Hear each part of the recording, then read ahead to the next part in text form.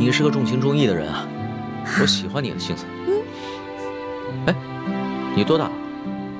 我呀，我是顺治12年5月初4生的。5月初4啊？真的假的呀？真的。太巧了，我也是5月初4。啊？只不过我是顺治11年的，比你大1岁。这么巧啊？哎，你说咱们2个1日之内相逢了2次，我觉得咱们这个缘分匪浅呀。不如我们今天指月为誓，结拜为兄弟，如何？从来没有人想着跟我结拜的。不过，我以前老看古书上说，那些古人们结拜好像挺有意思的。当然了，我也一直想这么做来着，可惜一直没有遇到合适的人。既然你我这么有缘，那就结拜吧。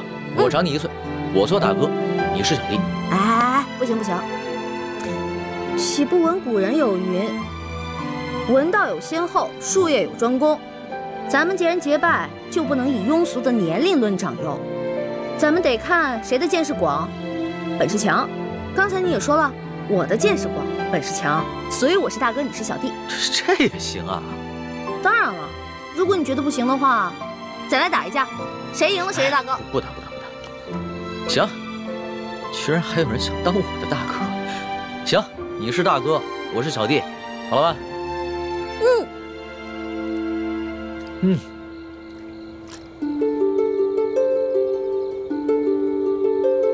我李易欢，我龙三，今日对着月亮发誓，结为异姓兄弟。从今往后，有福同享，有难同当，永不背弃。同生共死，同甘共苦，如有违誓，天打雷劈。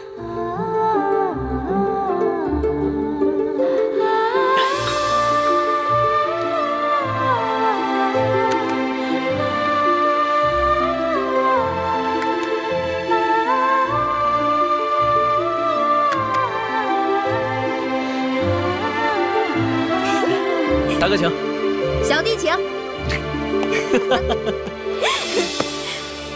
啊，对了，我们现在都结拜了，以后不能骗你了，要不然会天打雷劈的。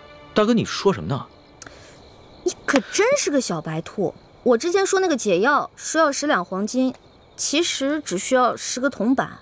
我跟你结拜了，所以自然不能骗你了。哦，还有这个玉扳指，还给你吧。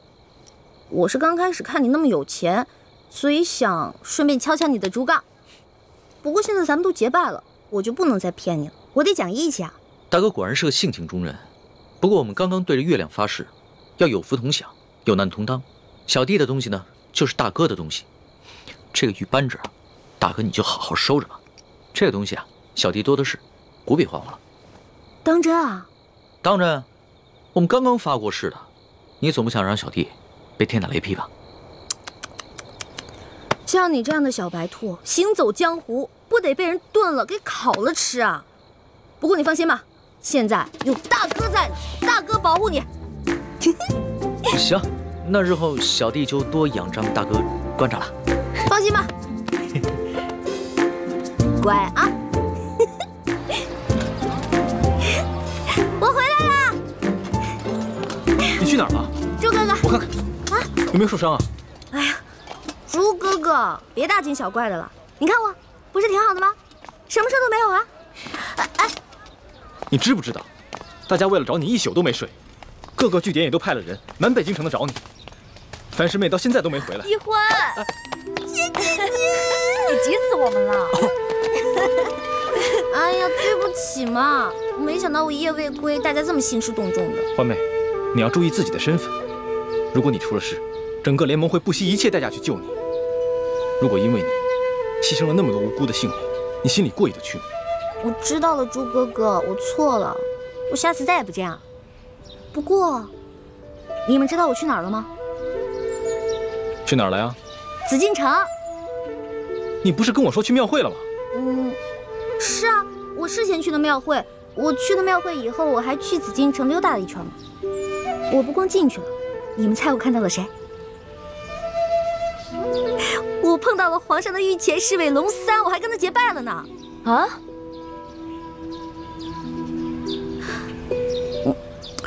我就知道你们不信我，给我。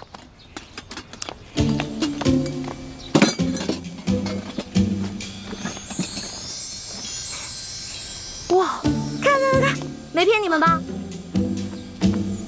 我不光跟他结拜了，我还成了大哥了呢。他居然认我当大哥，我从小到大都是最小的，没想到我现在成大哥了。原来龙三就是康熙的御前侍卫，是替他在外面打探消息的，怪不得出手那么阔绰。欢妹，你要多跟龙三联系，要挑起康熙跟鳌拜的内斗，也许龙三就是一个重要的突破口。没错，你昨晚不是正巧碰见鳌拜勾结内奸吗？这样一来，小皇帝肯定就更加记恨鳌拜了。可是我跟龙三都结拜了，他是我兄弟啊，我们已经发誓了，有福同享，有难同当。我这样做是不是有点不厚道？欢妹，情有轻重，义有大小。江湖情义固然重要，但那是小情小义。联盟光复大明，那才是大义。一欢，你要相信咱们这些从小一块长大的兄弟姐妹，可不能被刚认识的人给迷惑了呀。那这些解毒药给你的，怎么煎怎么服我都写好了，1个月之内按我说的做，保你跟皇上体内的毒全部消除。多谢大哥。小小意思，不用客气的。哎，对了，大哥，你为你姐配的那个养颜膏需要的药材也写一份给我，我回头啊帮你去太医院取去。真的？谢谢龙小弟。自家兄弟，你跟我客气什么呀？哎，对了，你们查到那个给皇上下毒的人了吗？虽然没有确凿的证据啊，但是也猜到了7、8分。会不会是那个中堂大人鳌拜啊？他那天说让宫里的内侍给皇上进补，是不是就是给皇上下毒啊？大哥，这外面人多嘴杂的，咱们好久才见一次。今天啊，我们只谈美食，不谈国事。对对对，美食当道，其他的靠边去吧，吃吧。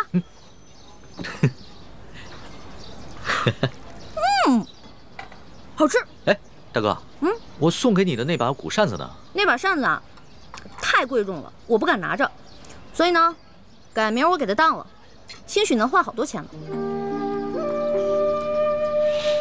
大哥，那把古扇是我阿玛赠给我的，对于我来说意义非凡。我和大哥呢一见如故，很是投缘，所以把它转赠给大哥。没想到你却想把它拿去当换钱。呸！我说错话了吗？别生气啊，龙小弟。您放心吧，那把扇子我会好好保存着，我绝对不会把它卖了。如果丢了的话，那我就出门被雷劈，下河被水淹死。你也不用发这么多的誓啊，只要你心里有小弟就好了。哎呀，龙小弟，你不知道，你是贵族家的小公子，而我呢，从小出生在一个穷乡僻壤的山谷里面，全谷的人呢，连一件像样的绸衫都没有。每当过年啊，所有的人分一头猪吃。来到京城以后呢，我觉得京城好繁华呀，我特别想努力赚钱，把这些钱都带给乡亲们，让他们过几天好日子。大哥，以后呢，要是缺钱的话，你就来找小弟我，小弟别的忙帮不上，银钱这方面啊，很是方便。只是，大哥千万别再把我送给你的东西拿去卖了换钱。哎，那可不行。虽然你是我兄弟，但是你已经帮我很多了，我可不能再让你帮我了，我要自己赚钱。我知道，大哥这个人呢，表面上看上去放荡不羁，其实啊，还是很有原则的。哎，我的龙小弟也不错嘛，仗义疏财，通情达理，最主要的，大气有钱。能得到大哥这样的评赏，小弟心里甚是欢喜啊！来，喝一杯。喝，干了。好热呀，为什么这么热还要开会啊？此人就是孙福，他曾是我二儿子，也就是奕欢的二哥李四星的心腹副将。当年我跟吴三桂在滇都大战，四星是怨恨我为了保护先帝，亲手射杀了他娘亲跟他妹妹，从此不知所踪。这孙福也下落不明。如今我们得到消息，孙福已经投降了清廷。现在，我要你们全力活捉孙福，把他带回明珠谷，从他的口中逼问出四星的下落。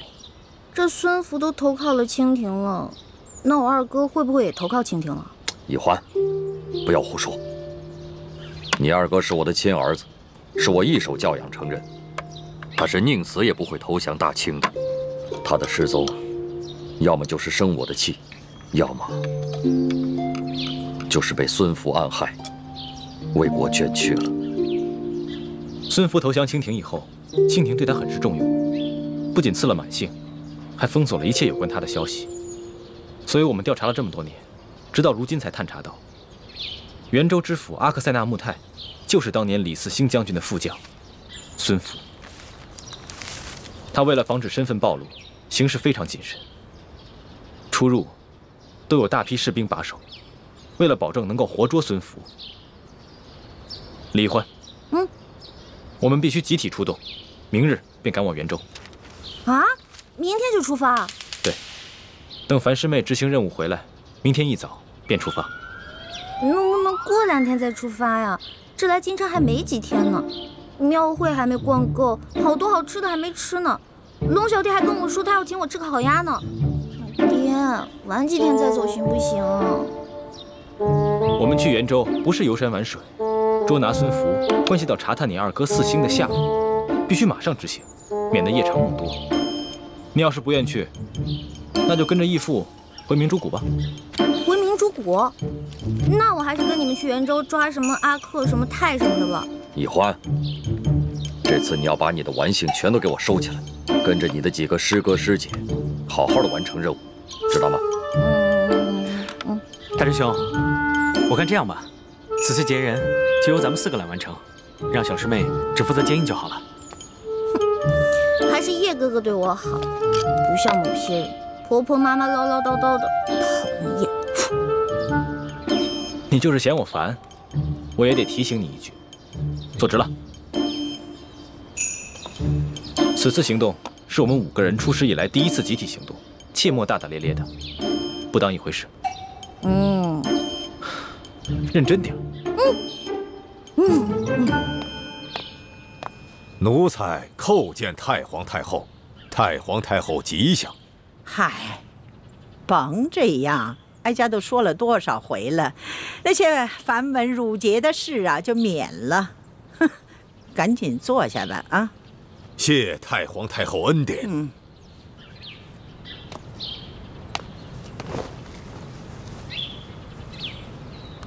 不知太皇太后召奴才来，有何吩咐啊？哎呦，哪有什么吩咐啊？也就是啊，看着眼下春光正好，想找几个老人呢，陪着哀家赏赏春光，是不是啊？这掐指一算呢，也就剩下你这么一个老东西了，能来到这儿跟哀家说说话。是啊，这多尔衮死了有20年了，索尼也死了3年了，多谢太皇太后还念想着奴才。鳌拜呀，你可是我们大清国爱新觉罗氏的大功臣呢，也是哀家的老相知，哀家自然的时时刻刻会想到你。好在皇上已经成人了，哀家这担子呢，该卸一卸了，你说是不是？太皇太后所言极是，太皇太后也是不容易啊，辅佐了3代帝王，功盖千秋，真可谓是古往今来女中第一呀！哎呦，什么功盖千秋啊，天下女中第一呀，这都是虚名虚词儿。哀家不过是尽了一点本分而已，哀家就是指望着皇上亲政，这朝廷稳定。太皇太后放心，奴才定会尽力辅佐皇上，以不负先帝托孤之情。其实呢，你这些年对大清朝啊，一直是尽心尽力。哀家呢，这心里头领情。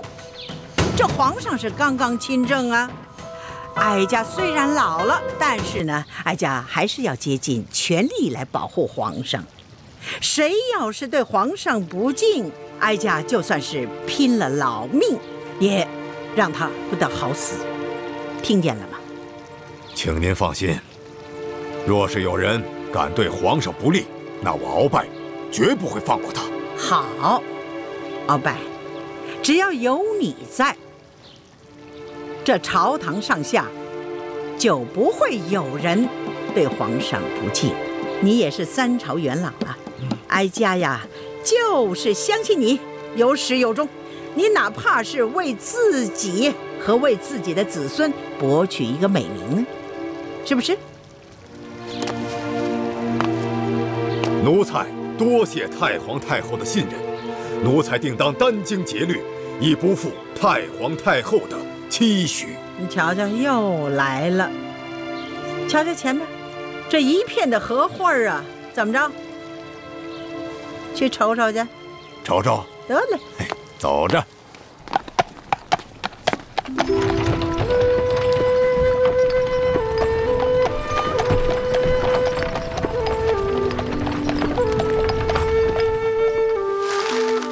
这水月庵虽然不大，却是皇家赤节。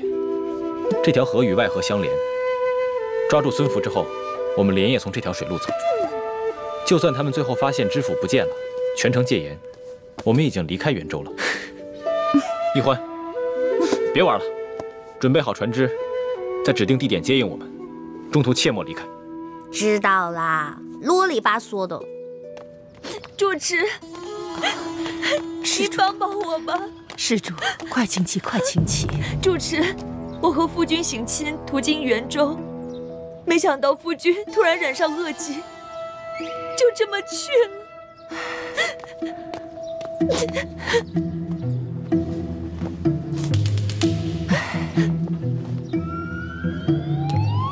阿弥陀佛。主持，您就帮帮我吧。看你如此年少就经历这等不幸之事，实在令人同情。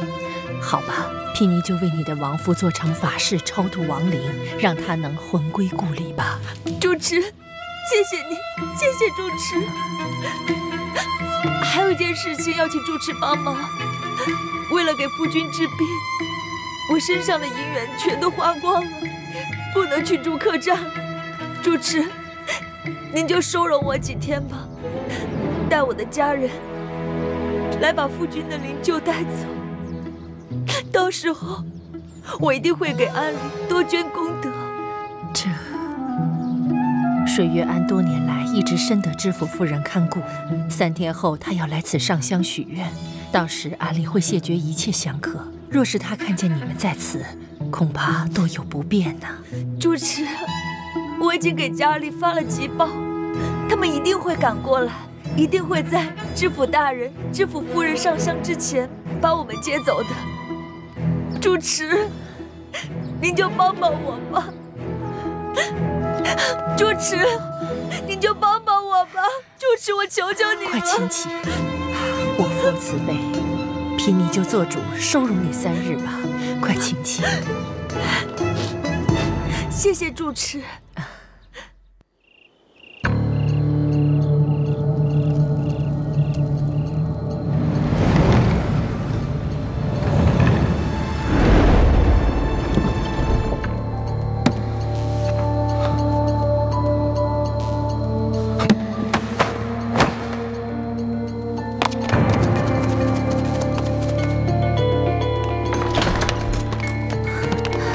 大师兄，大师兄，大师兄，叶师弟不愧是咱们的军师，这个计划到目前为止都进行得很好。还是大师兄的闭气功厉害，那主持1连2日为你做法事，都没有丝毫的察觉。明日啊，孙福的夫人就会来上香，成败就在此一举了。对了，一欢接应的船只没问题吧？应该安排好了吧？他说没问题，应该没问题。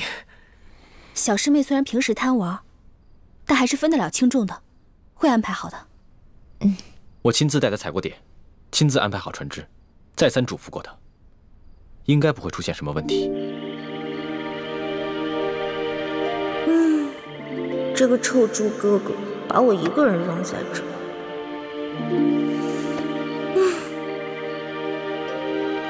孙福还没抓到呢，就让我看着这船，这船难道会跑啊？真是，哎呀，圆州有什么好吃的呢？怎么一提吃的我肚子就饿呀？不行不行，猪哥哥再三叮嘱我了，我必须要看好这个船。我还是在这儿老老实实守着吧，免得到时候又怨我。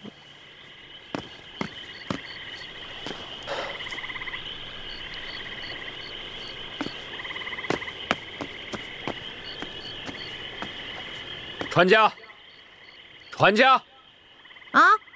送我去元州城的春风院。对不起啊，我这船不送客。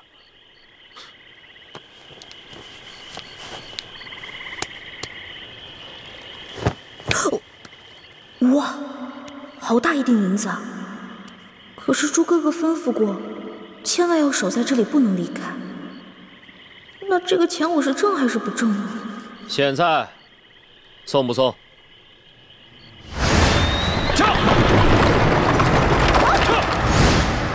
是他，他怎么会乔装改扮到这里来呢？难道是鳌拜又在搞什么阴谋？猪哥哥他们明天才会动手劫走孙福，我且先送送这个车夫，说不定能打探到什么重要情报呢。到时候师傅和师兄师姐们就不敢小瞧我了。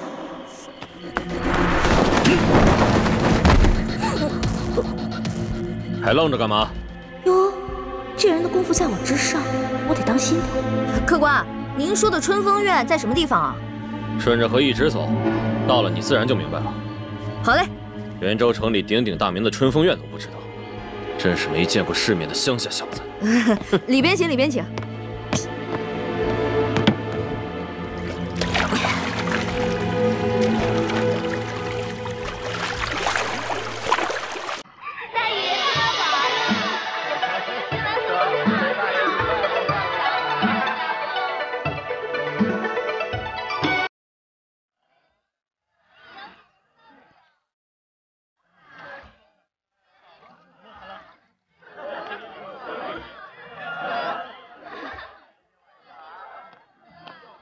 小子，这就是鼎鼎大名的春风院。啊，管这边请。走，慢走啊！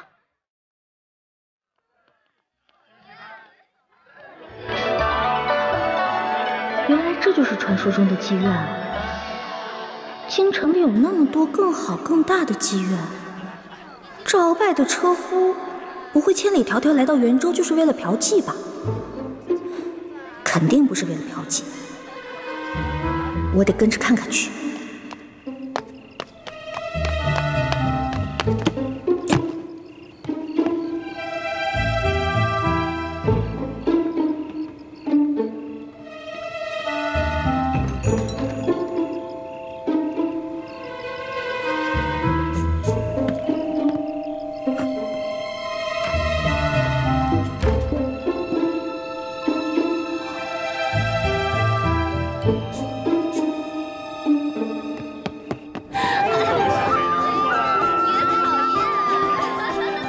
妈妈，生意可好啊？托中堂大人的福。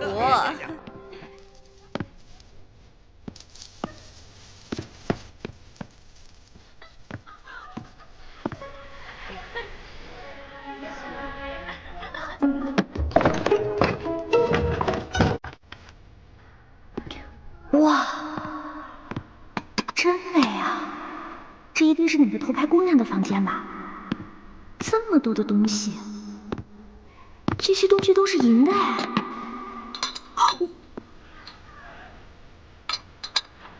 没找到那个车夫，那我就打包这些东西也不错。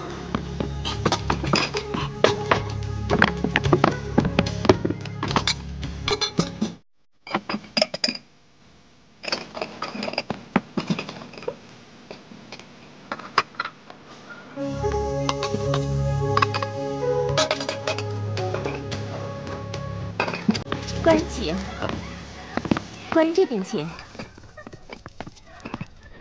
中堂大人最近可好？一切安好，有劳妈妈费心了。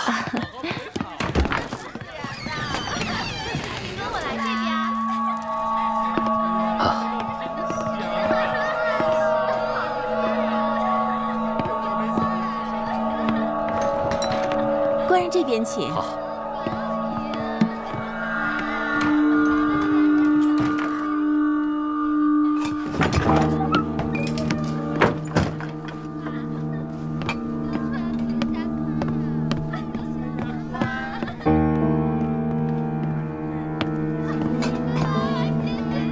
官人请。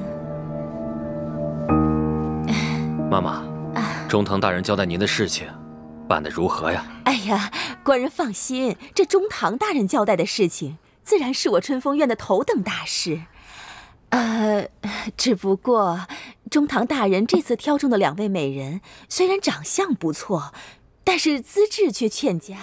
想要把她们调教的琴棋歌舞精通，还要精通男女情趣之事，恐怕还需要多些时日。什么美人啊？还要琴棋书画皆通，还要懂得男女情趣之事？难道鳌拜想替自己讨小老婆？来不及了，离最后一批秀女进宫的时间不多了。待我办完这桩事，就送他们进京。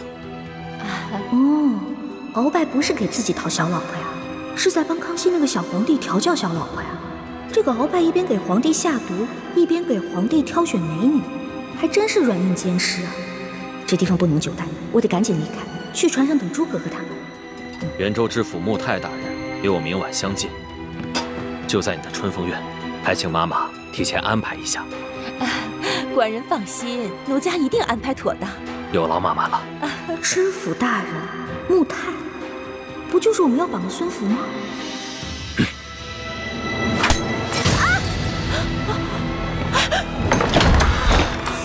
是你？不是我。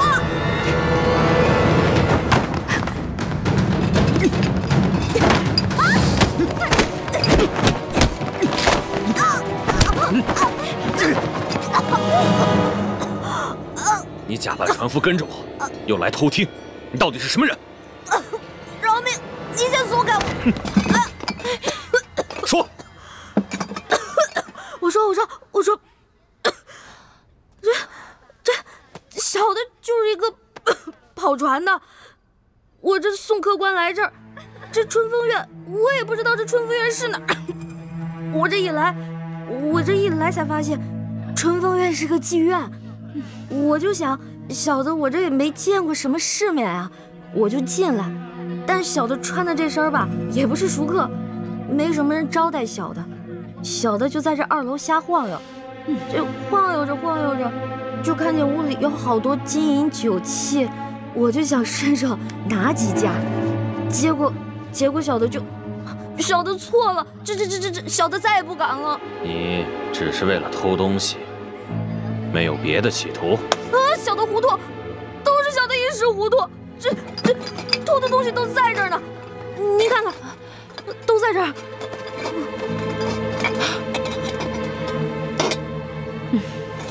果然是我院里的东西。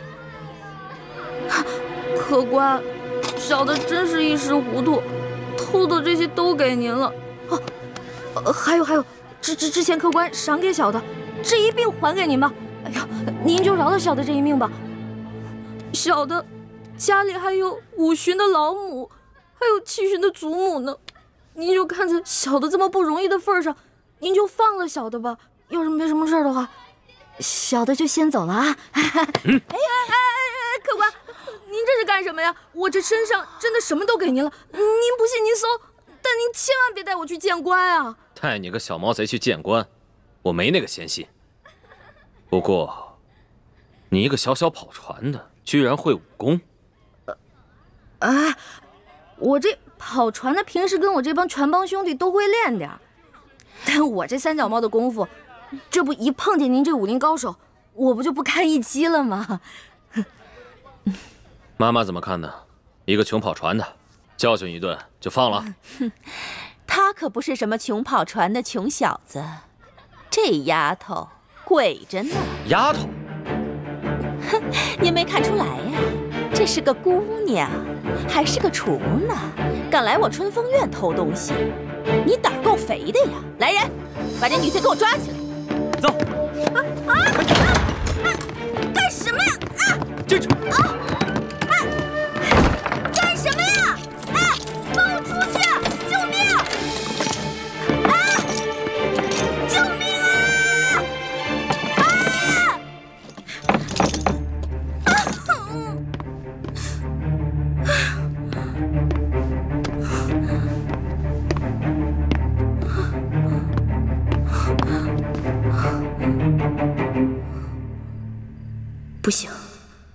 必须得出去。天一亮，朱哥和他们就要开始行动了。万一他们抓了孙福来到河边，却发现我和船都不见了，哎，那可怎么办啊？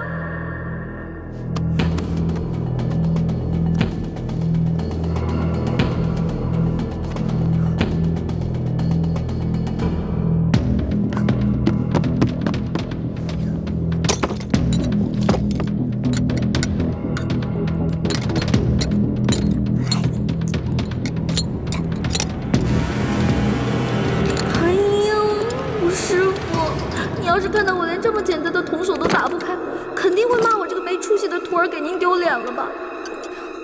只怕不仅仅是把您的脸给丢了，搞不好我把自己的小命也给丢了。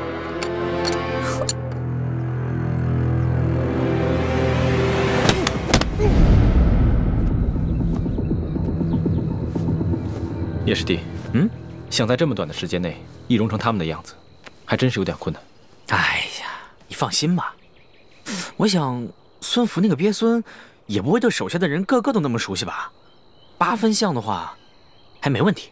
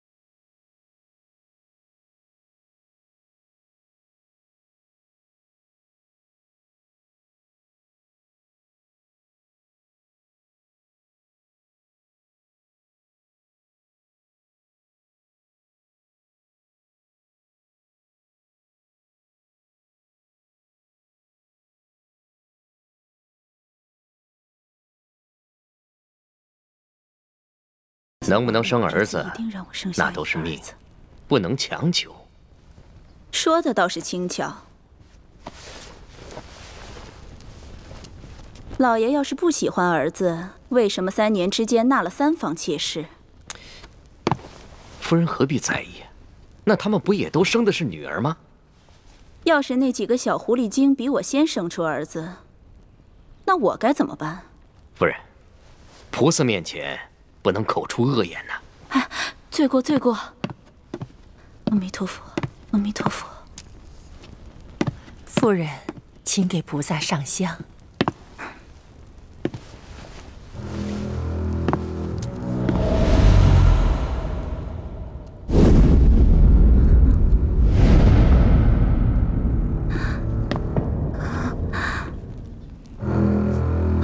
夫人，夫人，夫人，夫人，来人呐！来人！大人何事？何事？这里有诈，快扶夫人出去！快啊！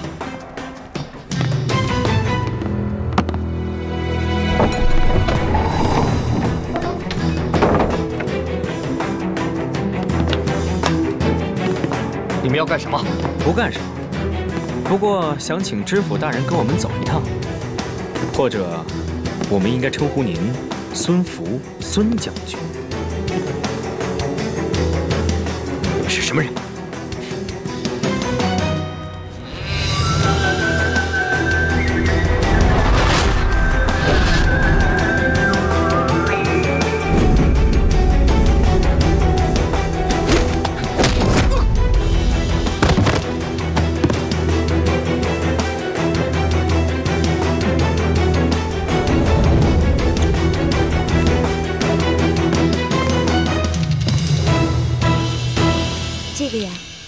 是我家人给安里捐的功德，望您收下。阿弥陀佛。对了，主持，我刚刚看到知府夫人的轿子已经到了，还请您帮我从偏门引开，不要冲撞到夫人啊。大人已经到了，我今天怎么睡得这么迟啊？你们快随我从偏门出去，这样就不会撞上他们了。嗯。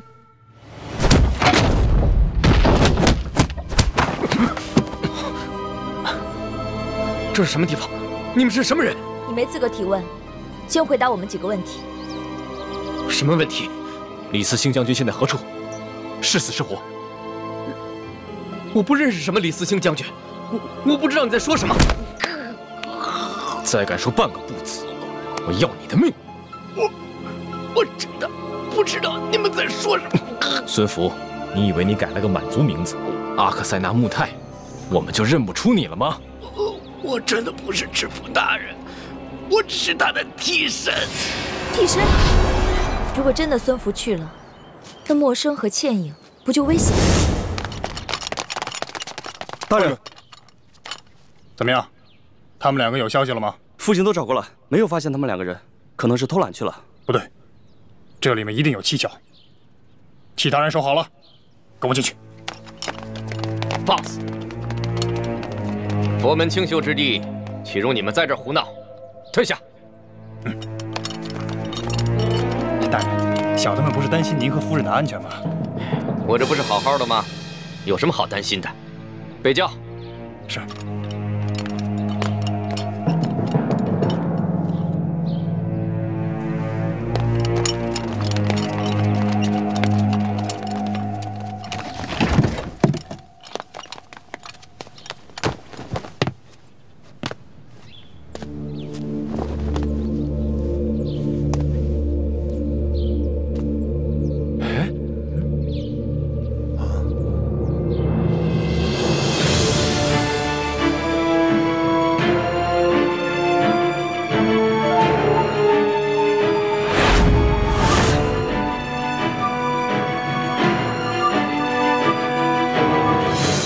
抓起来！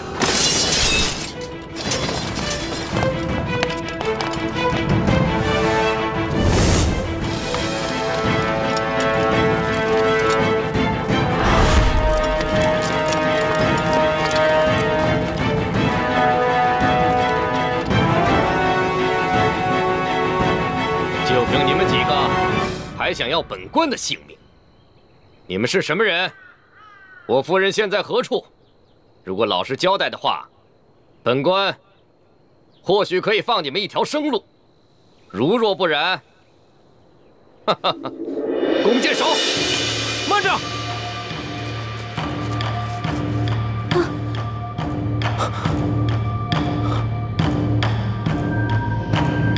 老爷，快放了我夫人！若我夫人少了一根头发，我要了你们全部人的命！孙福。想不到你一个贪生怕死、卖主求荣的人，对你自己的女人，倒还算有点情义。你们是什么人？孙福，李嗣兴将军到底身在何处？是死是活？没想到，你们这些前明的余孽还在兴风作浪。李嗣兴将军到底在哪儿？就你们几个毛头小子，没资格跟我谈条件。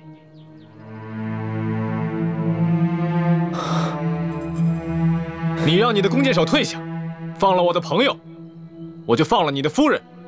2换2，除了我夫人，还有我那替身一并放了。好，我答应你。走。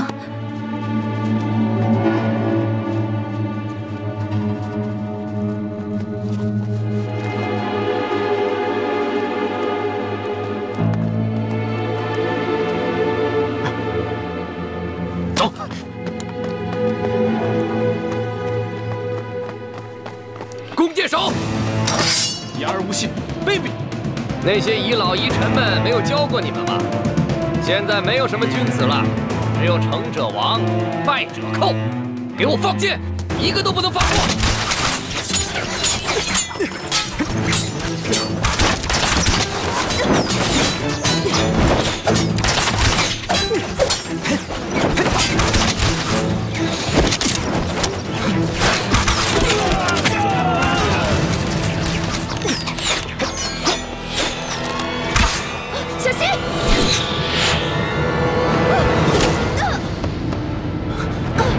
先生。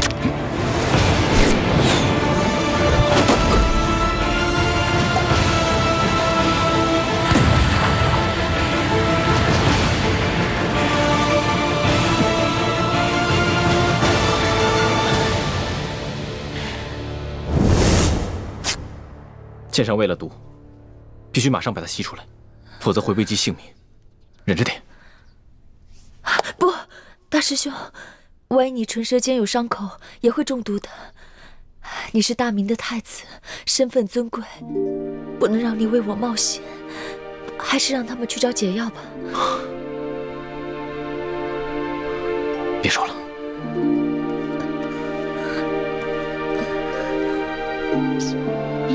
大师兄小心！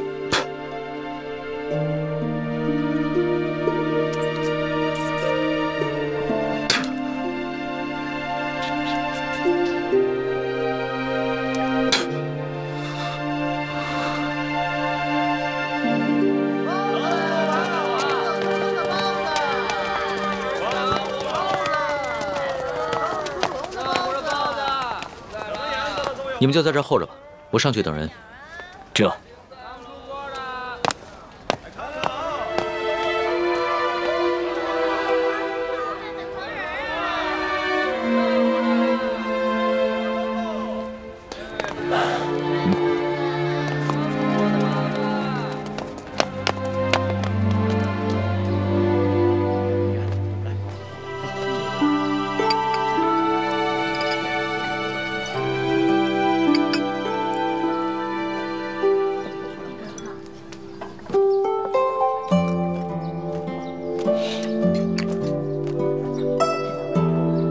奇怪了，老大怎么还不来啊？他应该不是言而无信之人啊。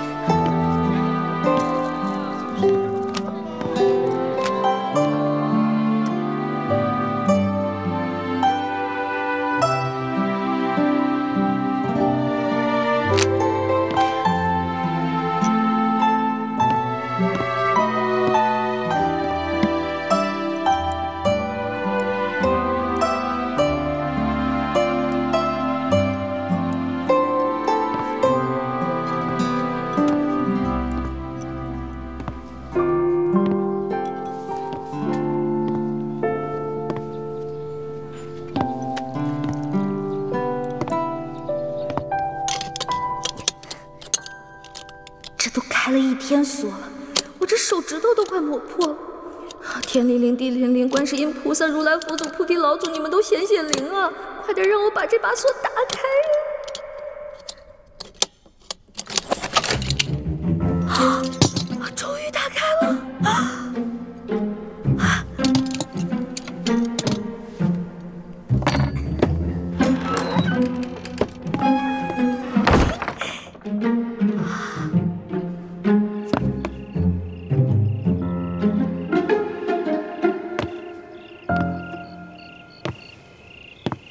刘大哥，请您帮小弟在中堂面前多多美言2句。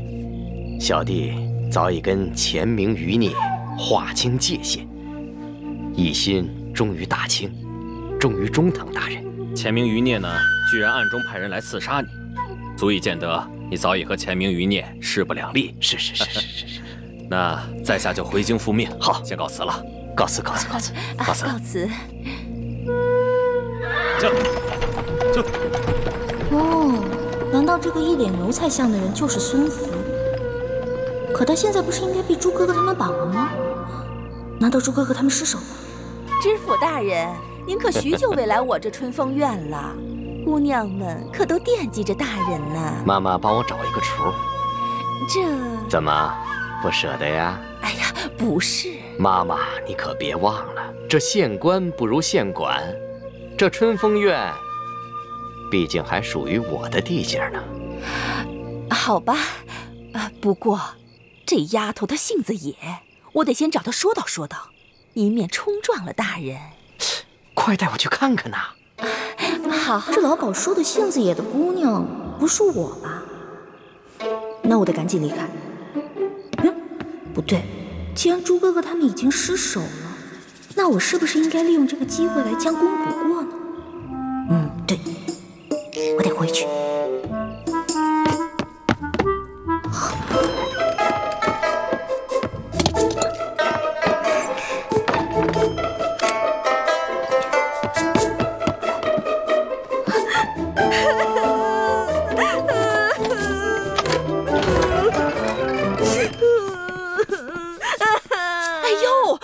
别哭了，别哭了啊！我再也不偷东西了，你千万别把我送官，行不行？傻丫头，你长得这么俊，我怎么舍得把你送官呢？真的？当然是真的。哦，还有你偷的那把银壶，我送给你。我这儿有什么好吃的好玩的，只要你看上眼的，妈妈我通通都送给你，怎么样？妈妈，您这是哄我呢？哎呦，妈妈我可是言出必行。不过呀，我要是放了你，那你是不是也要替我做件事情？什么事儿啊？你去陪知府大人一夜，只要你把知府大人陪开心了，那你偷东西的事儿我既往不咎了。还有我许诺给你的这些东西，通通都送给你。但是妈妈，哎呀，像你这么年轻又生得这么花容月貌的，难道你真的要坐大牢啊？丫头，你是聪明人，要怎么做还用我说吗？可是人家还没出阁呢，所以才让你陪知府大人呀。哎呀，其实女人呐，早晚是有这么一天，是要清白还是要自由，你自己选一个。就一个晚上，就一个晚上。那我还是选择自由吧。不过妈妈，您承诺过我的那些东西可不能食言啊！哎呦，您放心，妈妈我是讲信用、讲原则的。快，给姑娘梳洗打扮，快！姑娘，请吧。哎呀，各位兄台，也是好久不见呐，是啊，十分开心呐。来，咱们干了这最后一杯。表哥，你还喝几杯啊？啊，多吃点菜呀。行。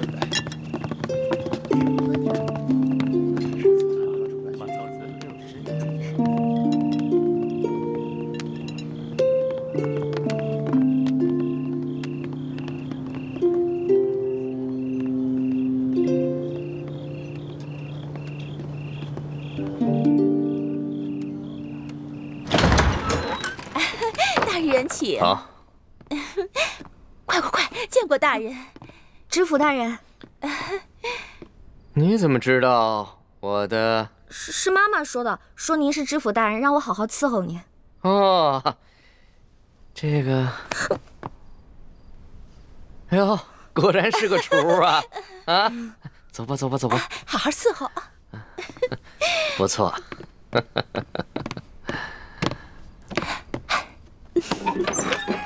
知府大人，那个妈妈跟我说啊，您今天遇到刺客了，让我给您倒几杯酒压压惊。好。谁呀？这吃了豹子胆了，敢行刺您啊？就几个无名小卒，不足为惧。哦，那抓住了吗？可惜啊，让他们跑掉了。哎，不提那些事儿了。今天晚上，你可得好好的陪我找找乐子。是啊，今天晚上忘了那些不开心的事情，尽情的喝酒。好。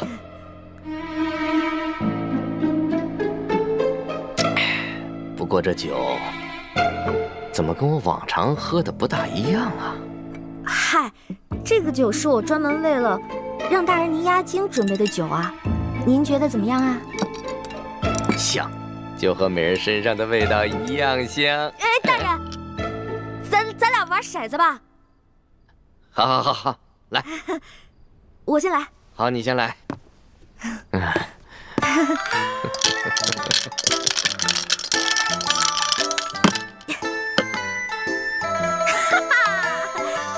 输了，大人您输了。来，满上，满上，满上。您输啊，这杯酒您得全喝了。好。看我待会儿怎么收拾你这个小妖精！再来，再来，再来！小顺，来呀，来呀！找你。输了的话呢，你还得再喝一杯。这每次为什么都是我输啊？可能我今天运气好吧。来来来，大人喝。让我休息一下。哎，再喝点吧。休息休息。知府大人，知府大人，知府大人。哎呀，跟我玩骰子，从小到大明珠谷就没人玩得过我，跟我玩，哼。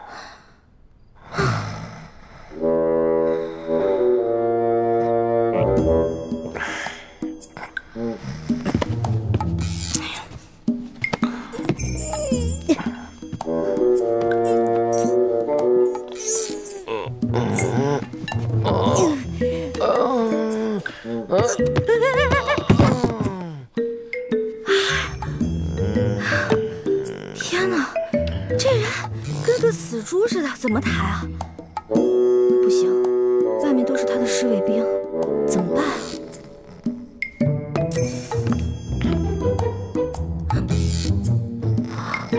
有了！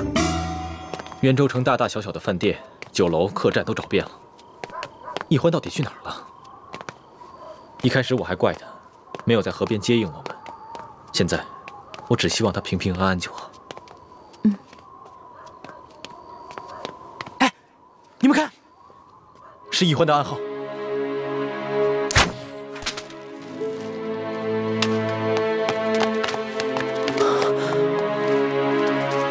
大师兄，小师妹说她在春风院，可这春风院是什么地方啊？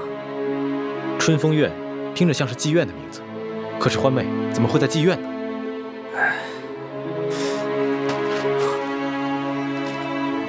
哎，你们看，小师妹说她在妓院里捉到了孙福，让咱们赶紧去接应。朱哥哥，你们总算是来了。慢点啊，樊姐姐。这个人就是孙福。不过你们放心吧，我已经把他灌得不省人事了。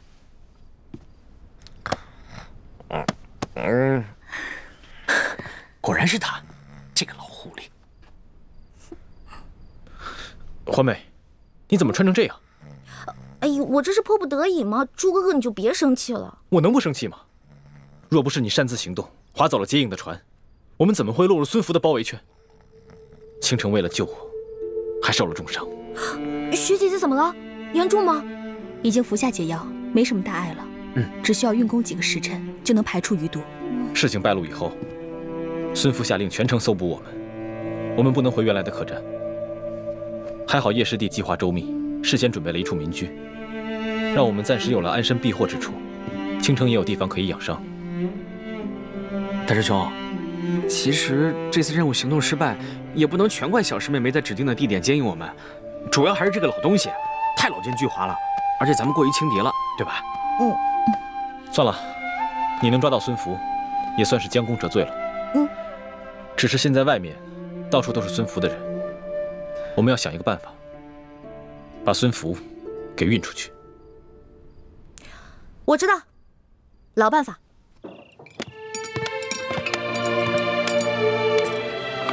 龙少爷，酒楼就要打烊了，我看您等的朋友不会再来了吧？不如我们先回府吧，要不太夫人知道了，又要怪罪奴才了。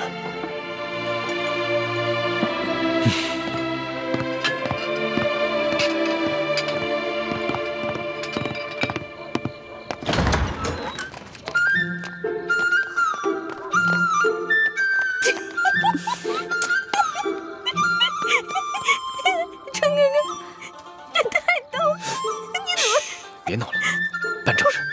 我现在是不是应该不管你叫朱哥哥了，应该叫你朱小妹？别闹了。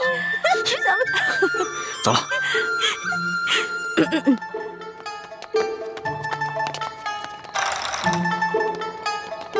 慢点啊！站住！干什么？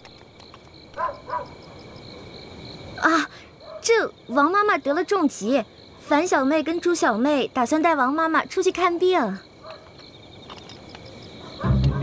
大爷，王妈妈刚才吃多了东西，不小心生病了，你让我们赶快送她去医馆吧。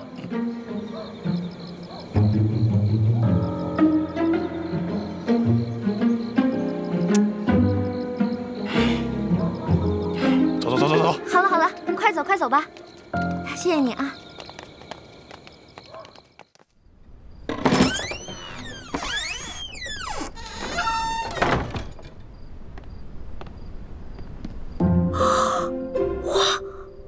小师妹，怎么样？叶哥哥，你这也太像了吧！不光这个长得像，举手投足、声音、样子，所有都太像了。怪不得武师傅老说你是他最得意的学生。那是，小师妹，咱们只要拖2个时辰，我想大师兄他们就该出城了。到时候咱们再溜之大吉。知府大人，吃的可好？可还要添菜？不用了，别再过来打扰我们了。是，奴才明白，这春宵一刻值千金。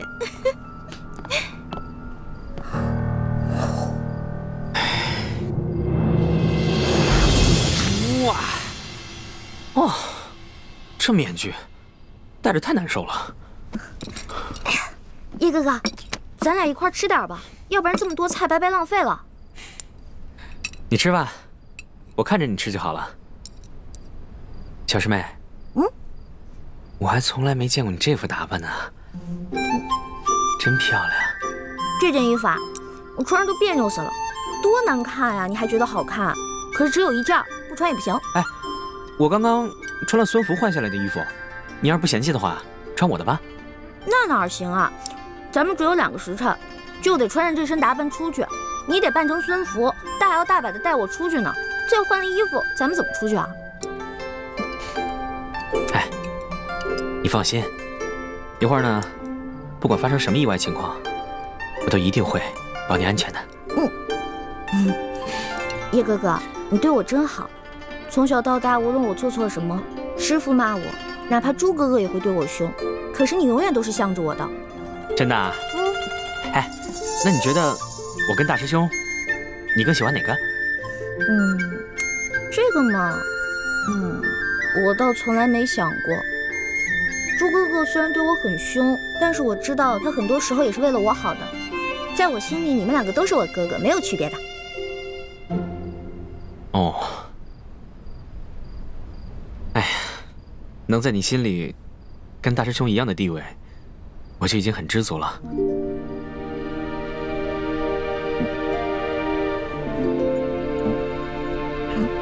叶哥哥，你能不能别用这种眼神看着我呀？